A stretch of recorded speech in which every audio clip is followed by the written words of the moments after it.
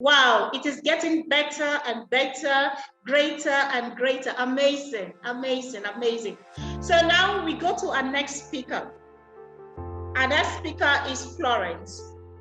I don't want to pronounce her surname because I don't know if I might give a bomb or Akwakoje. Simple, very simple. Yes. So I will allow you to introduce yourself to us. Okay. Thank you, everyone, and thank you, Ambassador Regina, for allowing me on your platform. Thank you so much. And it was just it's amazing meeting you, and your kind of person is really my kind of person as well. And I would say the spirit is one, because the last quote you gave from greatness is actually what I'm talking about. You know, where you said, use your pain to enrich your greatness. Use your pain to enrich your greatness. And that's exactly what I'm talking about. Without me seeing greatness before, we never talked. I'm only seeing her for the first time. She actually touched on what is coming next. Isn't that amazing? It is amazing. We didn't plan anything. We didn't plan it together, but God made it happen. So allow me to, I'm not going to share my screen. I'm just going to teach from one of my mentors, one of his many books called 15 Invaluable Laws of Growth, the Law of Pain. But it's just some extract from it. But please stay with me and go the journey with me on this. So Ambassador Regina asked me to talk about breaking the barriers without bias from the widow's perspective.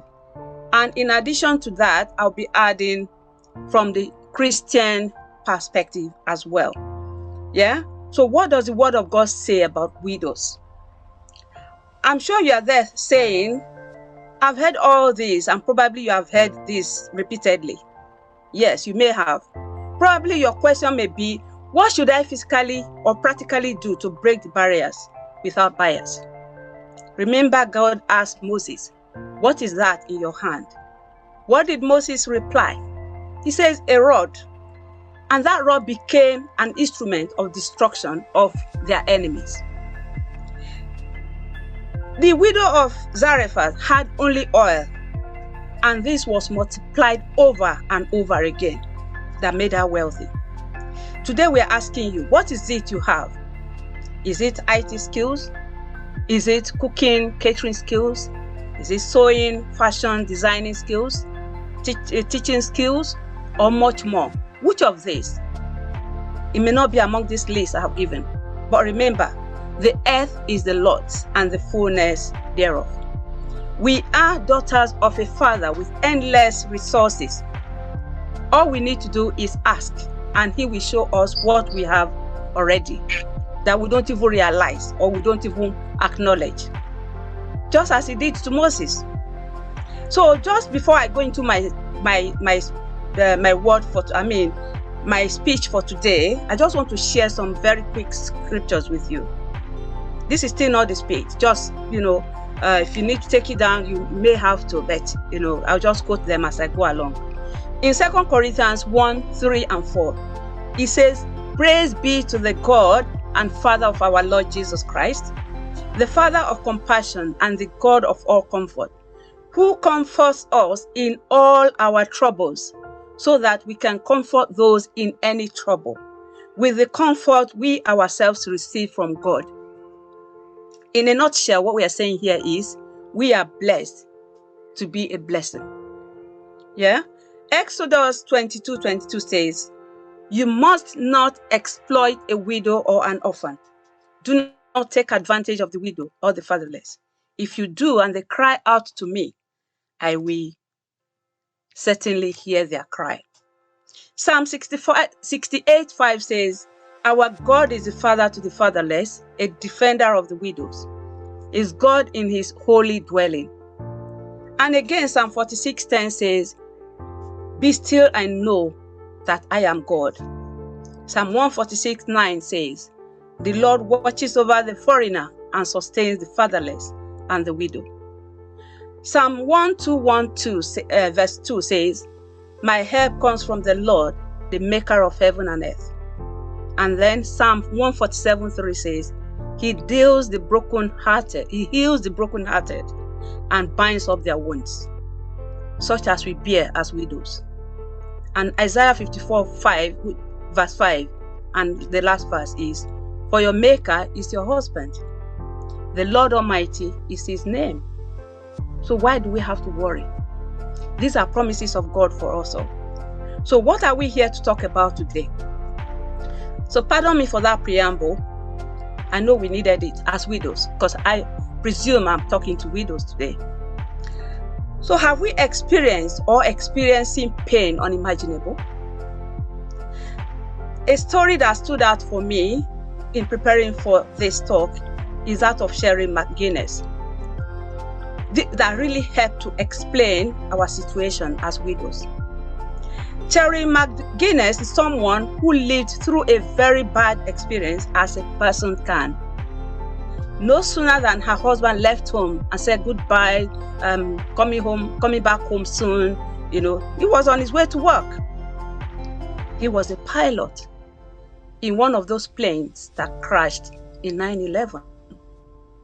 It was one of those planes hijacked by the terrorists of 9/11.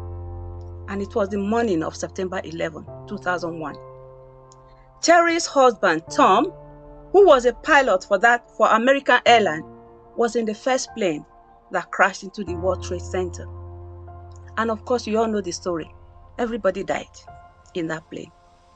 And like most people who survive a tragedy, Cheryl coped as best as she could. Some individuals manage negative experiences well, while others struggle. That is the truth. And according to experts, and from an online report that I saw, they said that in the wake of the World Trade Center attacks, many people suffered from severe stress. Do you know that even some people can hear bad news and it's causing them stress? Some even suffered post-traumatic stress disorder, PTSD. Some suffered depression. Some suffered general anxiety disorder and substance abuse disorders, all kinds of disorders. And these represent negative reactions to what has happened. Permit me to say, problems introduces you to you. But for Cheryl, it was not so, because she did well under the circumstance, who after 3 years, or within that 3 years, was able to write a book and published it in a pace of 3 years. She titled the book In Beauty Beyond the Ashes. Of course, we all know that the plane crash resulted into, explosion, ashes everywhere. So she based her title on that. This is what she says in her book. As unfair, unreasonable, and impossible as it seems, we still have work to do after a tragedy occurs. We still have roles to fill. We still have responsibilities to family and others. The stuff of life may pause for a while, but it doesn't stop. It goes on. Fair or not, that is the truth. That's the reality.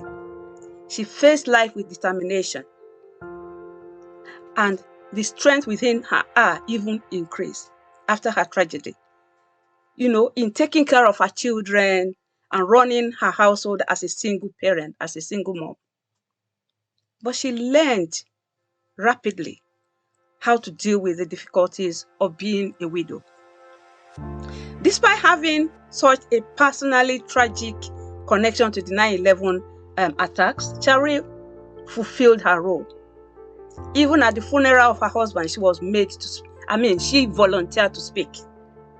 She mustered up her strength and she was there to speak. And then, come Mother's Day, the first Mother's Day of after the tragedy, she decided to spend it alone. But friends came around, well-meaning friends, of course, came to talk her into going to an event that they thought would help her. it was a big mistake. It didn't help her one bit. So the first Father's Day after the tragedy, she was proactive, having experienced nothing much from the Mother's Day get together with friends and all that. She was proactive and arranged the day to make the best of it for herself and her children. She's learning to take decisions on her own and doing things the way she feels will give her peace. She says each new experience became an opportunity for personal growth. And then in her book again, she wrote, I'm learning more each day. The circumstances of 9/11 have forced me to examine who I am, to face myself in ways that I never had to before, and was forced to ask. And she was asking God, what does God want for me? What can I do for Him and in Him and by His power within me? How will He use me to touch others? I'm learning more about myself and about God. And I'm learning it on my own, not through Tom's filter, Tom being her husband. Terry says that she didn't realize until Tom was gone how lazy she had become. Before, she had depended on him to prompt her into growth, to make her do things so that she can grow. Now she was taking responsibility for it by herself. Today, Terry's children are grown. She has remarried, and the rest, they say, is history. And she's content with her life. She was asked about the tragedy on his 10th anniversary. She said, it's a terrible, terrible day that I don't think anybody can ever forget. She said, out of the ashes of September 11, out of the rubble that day, I can emerge to say that I am stronger today than 10 years ago. That's what can happen when a person manages bad experiences well. And that shows the power of the law of end in breaking the barriers. My story is in so many ways like Sherry's, and that is why it resonates with me so much. When I lost my husband, and after all that we did, or we needed, I asked myself, what next now? I didn't wait for anybody to push me, or to bite me, to beg me, to cajole me, or to pet me. Because I'm not someone who likes drawing pity party that much. So I did not want to stay on lamenting and one just happened. I made a move towards a course I had been longing to do. I'm brought up by my dear sister. She's online today, Maria Omoyine. Sister and her husband, they are the parents I know today. Of course, the husband is late as well, so she's also a widow, and I've invited her on board. So I found myself in a new environment as a student, working with new people and other student colleagues from other countries. In a year, I came out with a new degree in a subject area I'm most passionate about, and that's the subject area Supriya even spoke about, environmental entrepreneurship. And hopefully one of these days, we shall come together and do more stuff together in that area. So how do we deal with painful situations and breaking the barrier without bias? Permit me to say that few people make bad experiences positive experiences. People do, but very few people. Life's difficulties do not allow us to stay the same. They move us, and they move us on. The question is, in which direction will we be moved? Forward or backward? And when we have had bad experiences, do we become bitter or better? The choice is ours.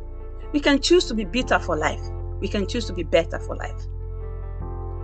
Will those experiences limit us or lead us to grow or to growth? Most successful people will point to the hard times in their lives as key points in their journey of development. And if you are dedicated to growth, then you must become committed to managing your bad experiences well. And losing one's spouse is one of those bad, very bad experiences. But there could be some other worse situations. But whatever it is, we just have to learn to manage it well. For me, what have all these painful experiences taught me? I'm here to tell you that it has allowed me, even my discomfort, the pain I felt at the time, to be catalyst for my development. Yes, I've been developing all along, but that actually made me to say, well, devil, you've gone this far, you can go no further. So growth is the best possible outcome for any negative experiences, I must tell you.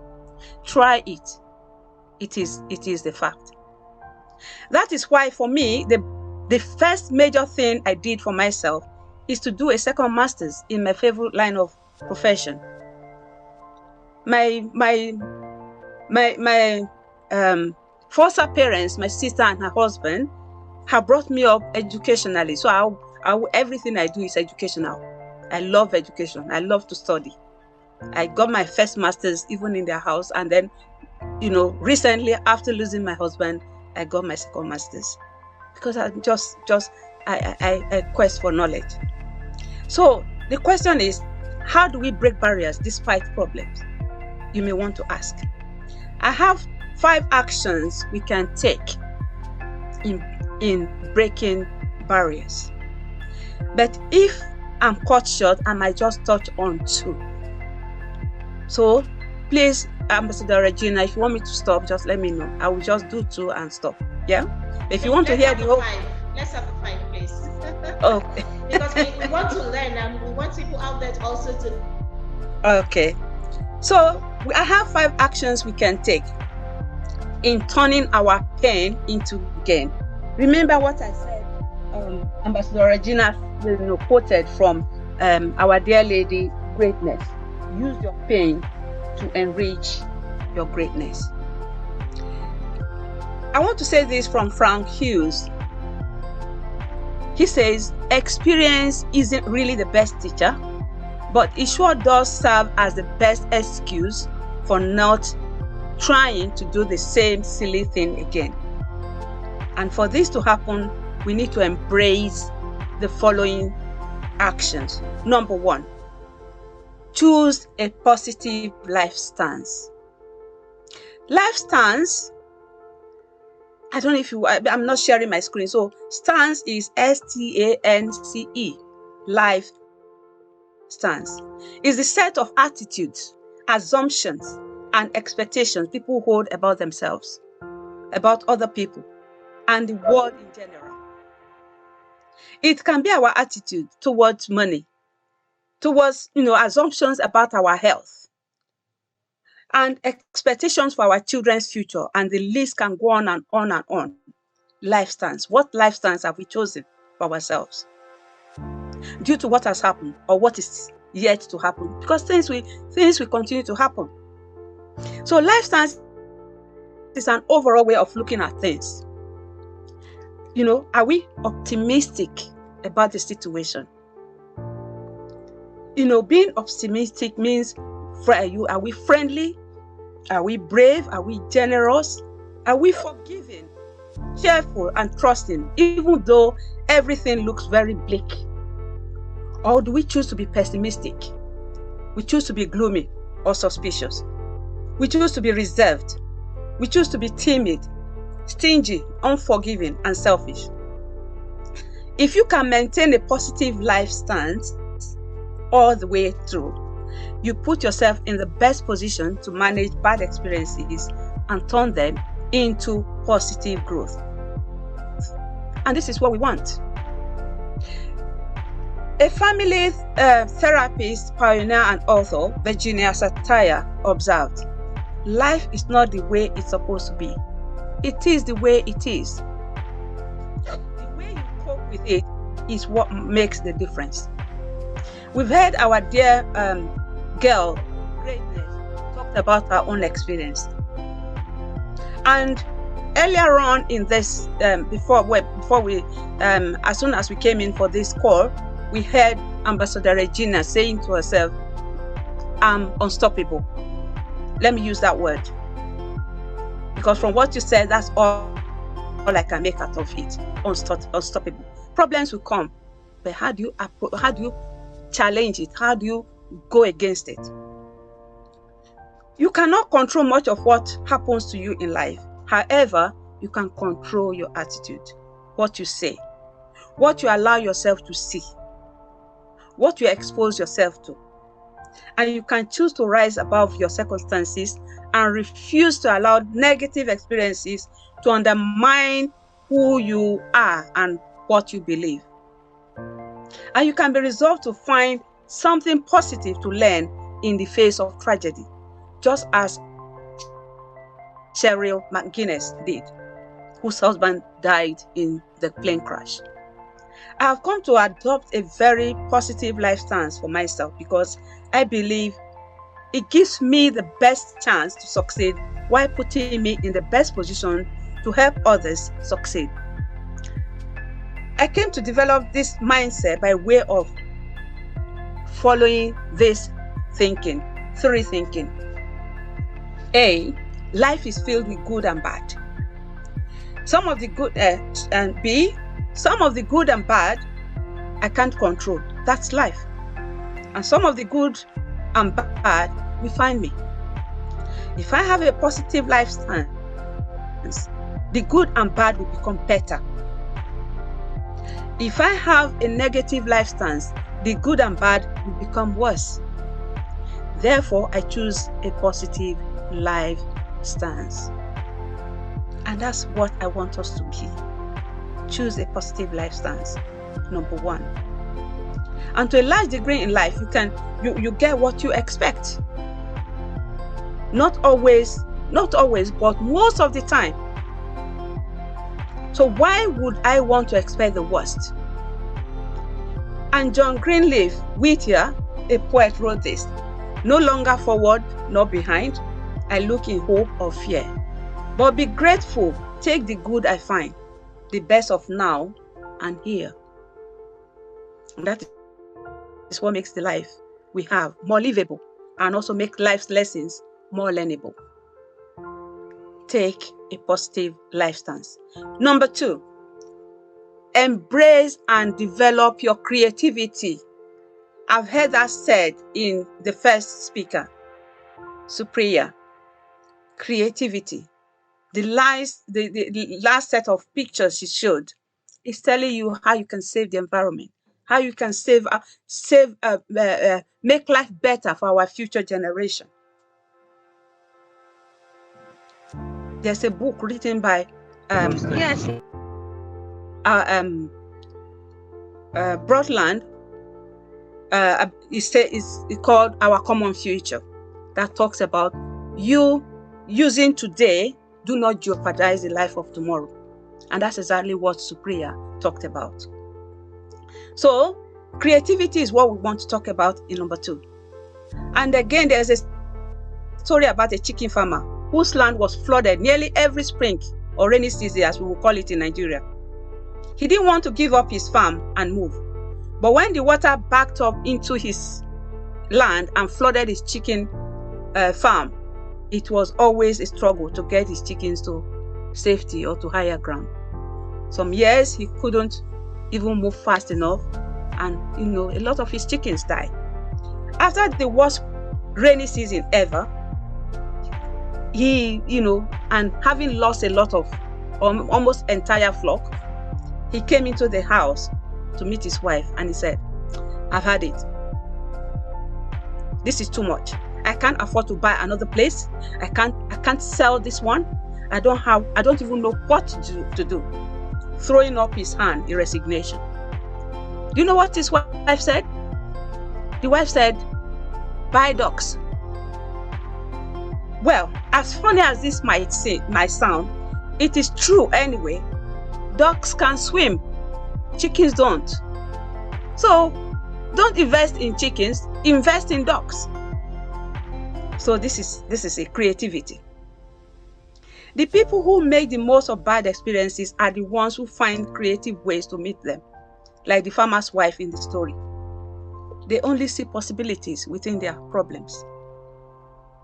I have a program I call The Resilient Woman. And this is what it is all about. Being able to overcome and bounce back. When life thinks it has knocked you down, you bounce back even stronger than you were. Again, I want to quote another author, his name Neil Donald Walsh, who said, "Life begins at the end of our comfort zone."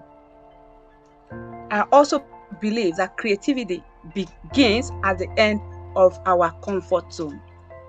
We may think the worst has happened, but it may actually be the beginning of greater things, depending on how we take it. And when you feel the pain of bad experiences, you know what happens? Creativity gives you the opportunity to turn that pain into gain.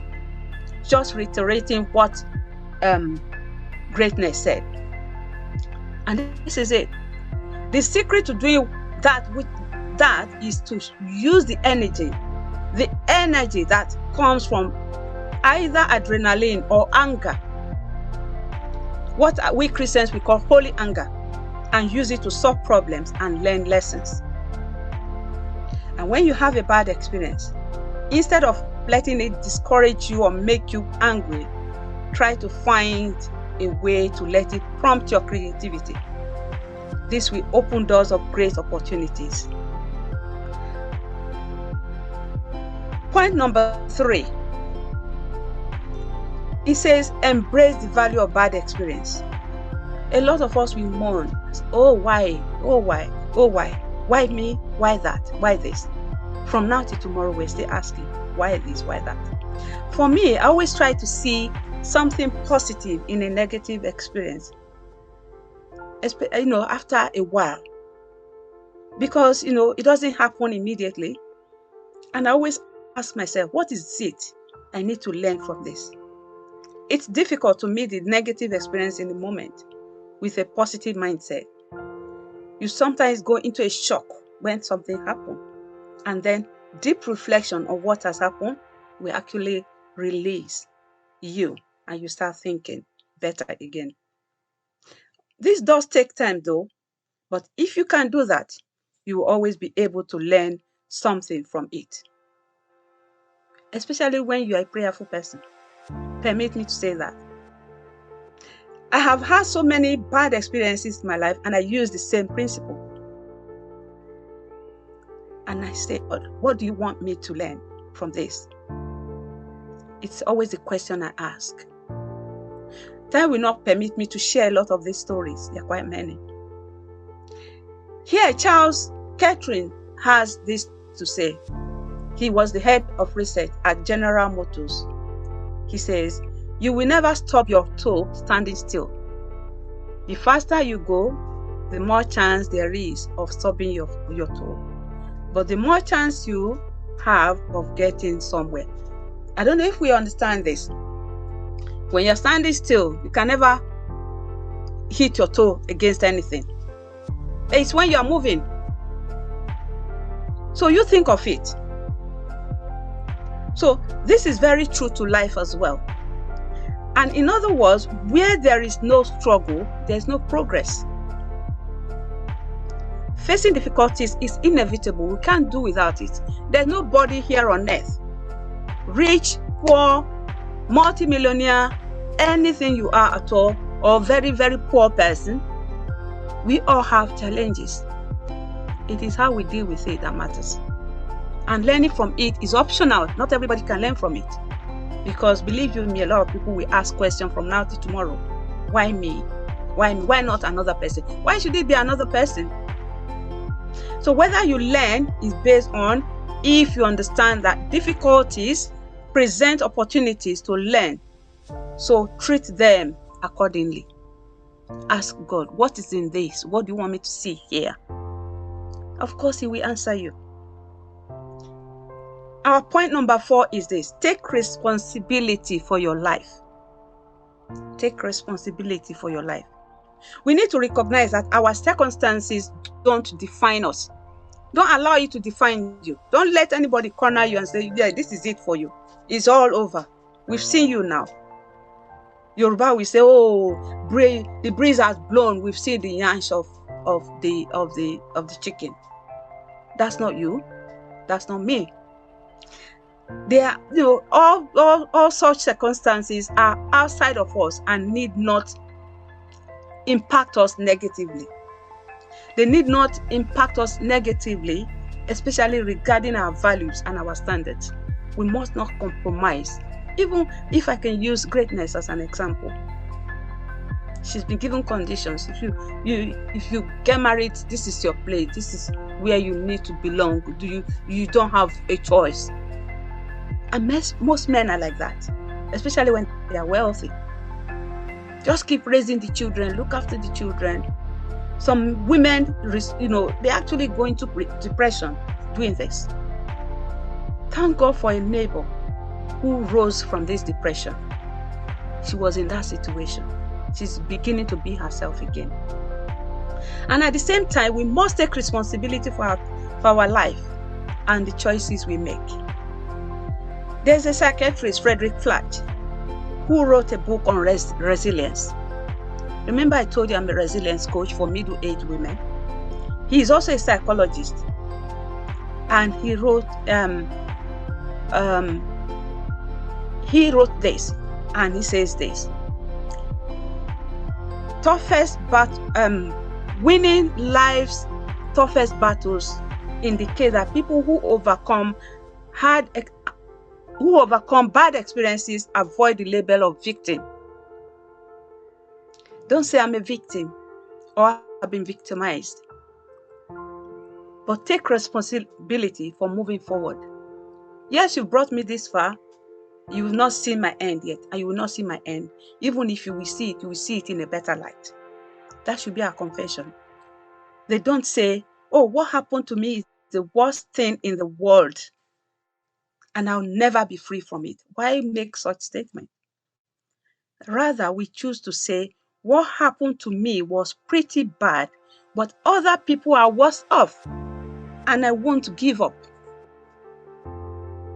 We don't need to wallow in self-pity or ask all the time, why me?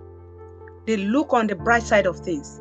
They start thinking of, what should I do now? You will surely get an answer if you ask hard enough. Research or look into ways of making things better or solving the problem. In doing so, you will find more solutions than needed and even bump into opportunities that will drastically turn things around for good for you or for us. Final point, number 5, make good changes after learning from bad experiences. Novelist James Baldwin commented, not everything that is faced can be changed, but nothing can be changed until it is faced. So true. Often it takes a bad experience for us to face the changes we need to make in our lives. This was true. Bad experiences actually jolt us from sleep sometimes. Because a lot of times, remember what Terry McGuinness said? She was a lazy woman before the husband died. So bad experiences can be brought about just to jolt us from our sleep and push us from our comfort zone. And this was also true for our dear man John Maxwell when he experienced a heart attack at age 51. Before then, he knew deep down he wasn't eating right or exercising enough. But since he never had any health problem, he just ate like a young man, eating anything he wants. But until he had that experience, then he knew, look, I need to take my eating, seriously, be very careful, be very intentional with what he eats. And that is the value of the law of pain. It gives us an opportunity to turn our lives around. He says this, a bend in the road is not the end of the road unless you fail to make that turn. And really, truly, that's the case. Another writer, Diana Nyad, says this: I'm willing to put myself through anything. Temporary pain or discomfort means nothing to me if I can see that the experience will take me to a new level. I'm interested in the unknown, and the only path to the unknown is through breaking barriers, which is, of course, an often painful process. And because of the pain involved, people feel scared. They don't want to go through it. They'd rather remain in their comfort zone. So that's a process Nyad has gone through many times as she trained to break records as a long-distance swimmer. In 1979, she swam non-stop from Bimini in Bahamas to Florida.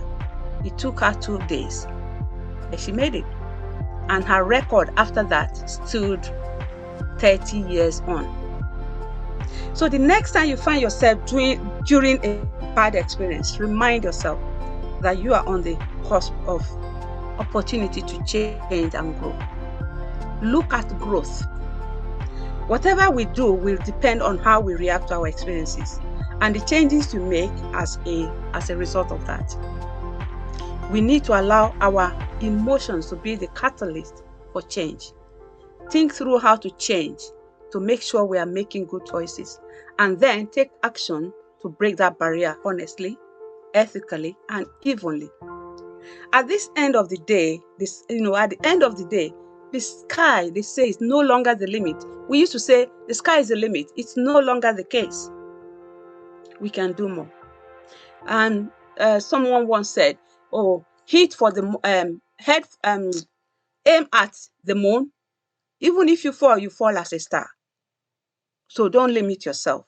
And we should not allow anybody to limit us. So in concluding today, I want to say this. No matter what you have gone through in life, and I'm speaking to my fellow widows, or what you are currently going through, you can grow from it. This is all we've been saying. It's sometimes very difficult to see the opportunity during the pain, but it is there.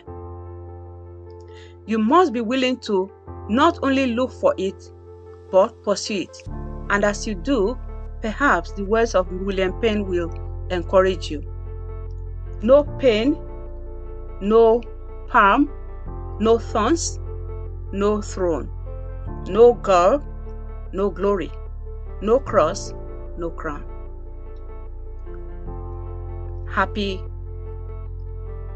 International Women's Day.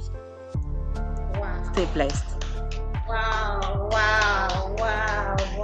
Thank you so much. Thank you so much, Mrs. Florence. This is amazing. I hope we all learned. Now, she has told us that we should break that barriers and has gone the extra mile to telling us how to break the barrier. Take action. You don't just sit and say, why me? No way. If not you, who else? You go out there and show that you are unstoppable. Yes. You are a conqueror. You are a victor. You are unbreakable. Yes. Go on. Yes. The galaxy is just a starting point. Praise God. This is amazing. I hope we have all learned. It is not enough to spend time and listen to great speakers like this. The only thing you can do that will make this program worthwhile is implementing what you have heard.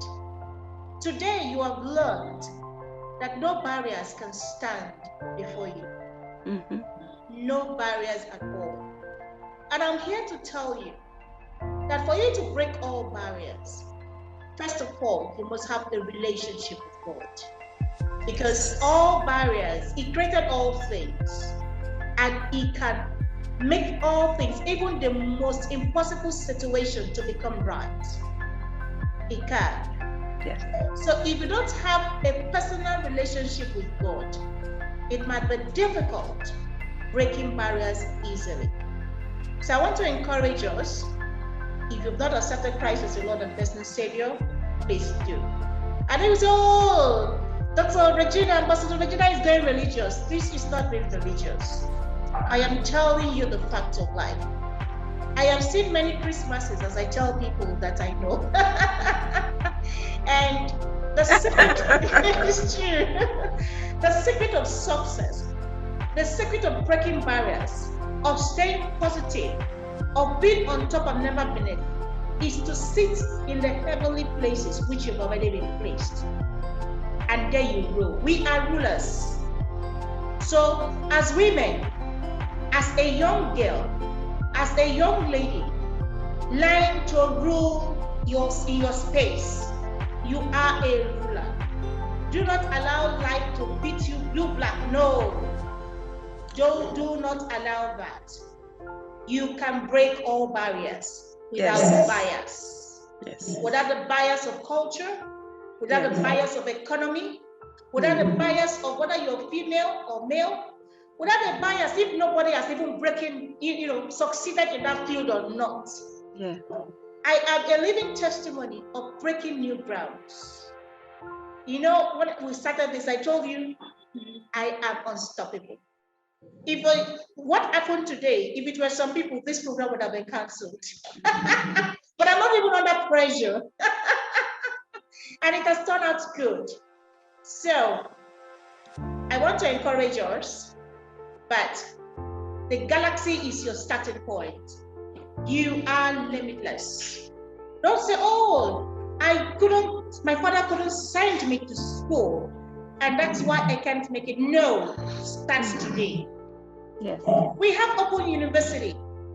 You can, even though you don't have that YX, there is GCE. You go and start somewhere, take action.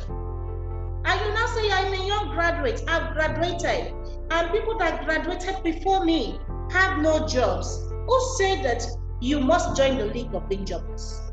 Start something. Become an entrepreneur. When Mrs. Florence was talking, they said, what is in your hands? The truth is, as a woman, you can only succeed with what is in your hands. What is in your hands? Every woman was created with something in her hand. God gave us something. Discover that thing. Don't admire what is in other people's hands. But that thing that is in your hands is meant to make you great.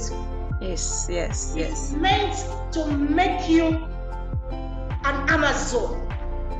It is meant to make you limitless. Check what is in your hands and don't say, oh, this is too small. Remember, Moses in the Bible had only a rod, an ordinary rod that was nothing to write home about. But that rod became not just the rod of Moses, but the rod of God. And that rod was what brought the children of Israel out of Egypt.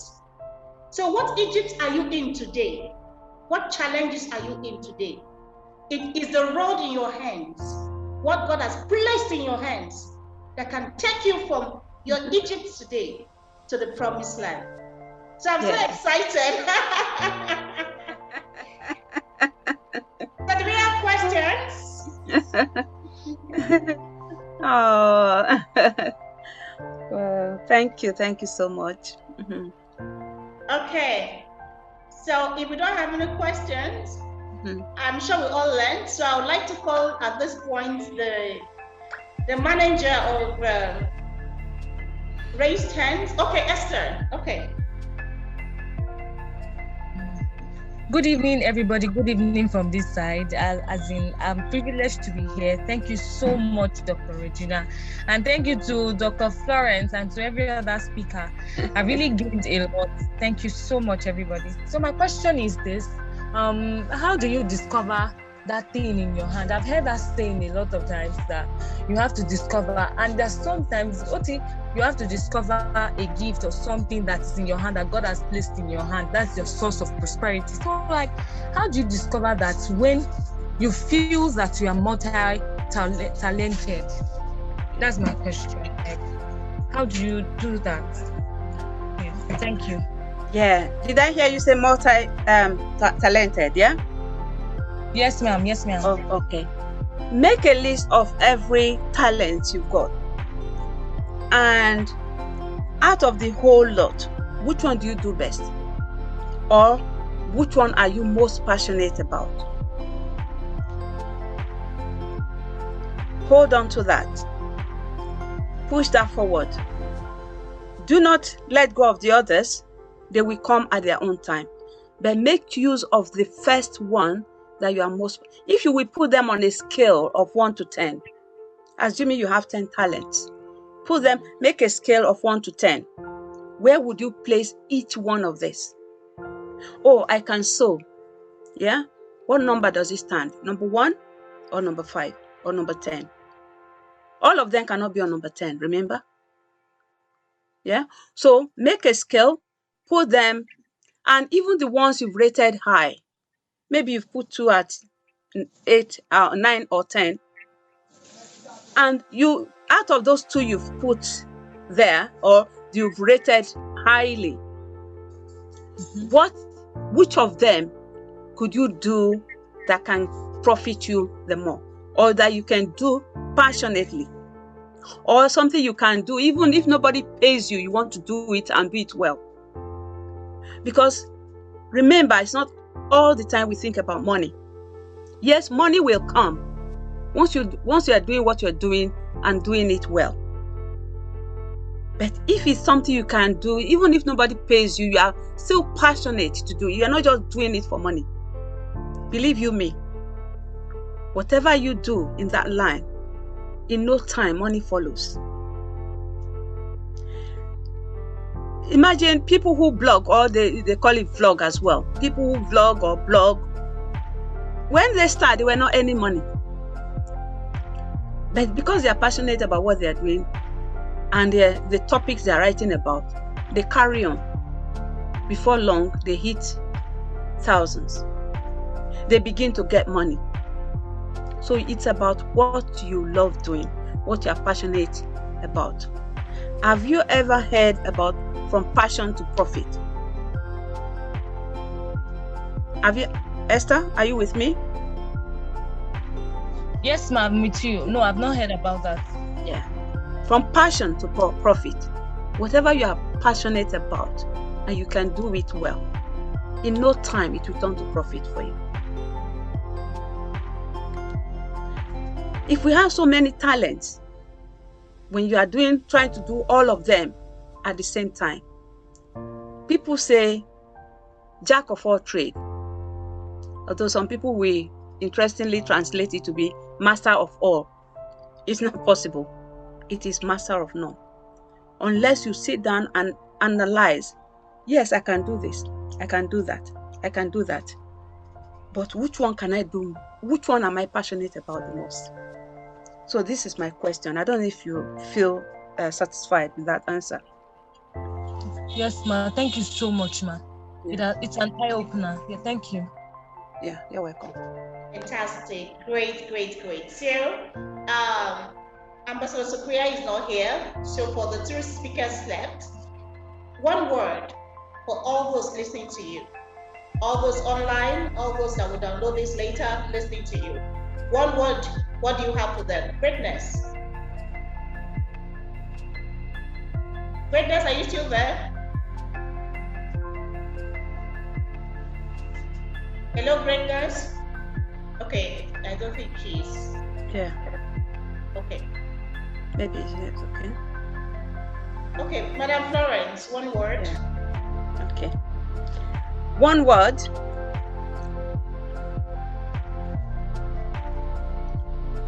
Did you say one word? It's hard for me to make it one word. Creativity. Okay, let's leave it at that. Creativity. Creativity.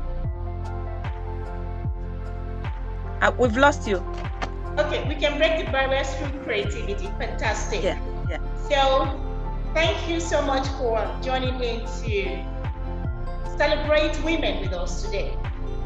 The theme of our this year's International Women's Day is breaking the barriers. But I decided that we should talk about breaking the barriers without barriers. Because as women, we have so much potentials, but a lot of things are limited. Yeah. A lot of things are limiting women, and we allow ourselves to be limited. And that is why I have brought in all the speakers to come tell us that you are limitless, that no matter the challenges, the barriers before you, you have been positioned to be a success. You have been positioned to be unstoppable. You have been positioned to rule your world. And for mothers, women that are mothers, we live in a society where a lot of youth are not getting it right, where a lot of youth are going the other way. It is our responsibility to know that we have to raise a generation that will glorify God, a generation that will sustain the earth, a generation that will sustain mankind. Mankind cannot be sustained with rituals everywhere, with killings everywhere, with fraud everywhere, with all forms of ill everywhere. We have the responsibility to raise children that knows that with resilience, they can make it. You don't need to start thinking of money now. Hot money.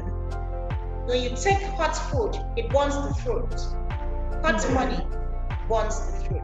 Because for us, the mothers of today, the older mothers, will find it challenging seeing young people of 17 years wanting to become billionaires through kidnapping. It's very sad. So as mothers, I want us to all wake up and know that we can break the barriers that will cause mayhem in society. We can break those barriers that will cause difficulties in countries, will cause war, will cause economic hardship. It is our responsibility to arise and raise godly generation. So thank you everyone and all the Regamos team here. Thank you so much for your resilience. Thank you so much for transforming lives passionately. God bless you all. So I'd like to call Sarah to just round up briefly as we close.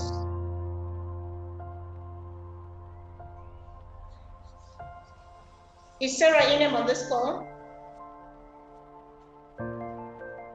Yes, I am. I mean, I'm in a bit of a noisy place, but let me just go on. So I'd like to thank everybody for attending today. We were able to talk about women from what they call it, from a like general view, and we talked about what they call women in marriage and how the society has stereotypical views, and then women that are widows, and then general women in Nigeria and the challenges they face. So I hope today we're able to identify that women can move beyond these biases and actually push barriers to become successful and to do more than what the society expects of us. Because looking at it generally, women is the first point of life, because women give birth to children and which they raise them as well. So looking at how the society has placed women can actually do more and exceed expectations. And really, we are all extraordinary beings, being from God, because our Father is God, and there's no limit to what we can achieve. So today, I thank everyone for attending, and I look forward to having them in future Regamos programs. Thank you all. Thank you. Thank you so much. So special thanks to Ambassador Sophia, dear board member, and to Mrs. Florence, and to Greatness for making up time to stay with us and to inspire all the women out there. Thank you so much. And all those that attended, Esther, thank you so much. Martins, thank you so much for joining us. Maria, thank you so much for joining us. Then we have some have already gone. So all those that dropped in and have already gone, thank you so much. So wishing you happy International Women's Day. Looking forward to next year's event. And I would like to remind us of our April event where we'll be having a youth program. This time, we are going to equip youth with digital economy skills, entrepreneurship skills, and lots more. So stay tuned and be part of our empowerment series. Thank you so much, and God bless you all. God bless. Bye-bye. Bye.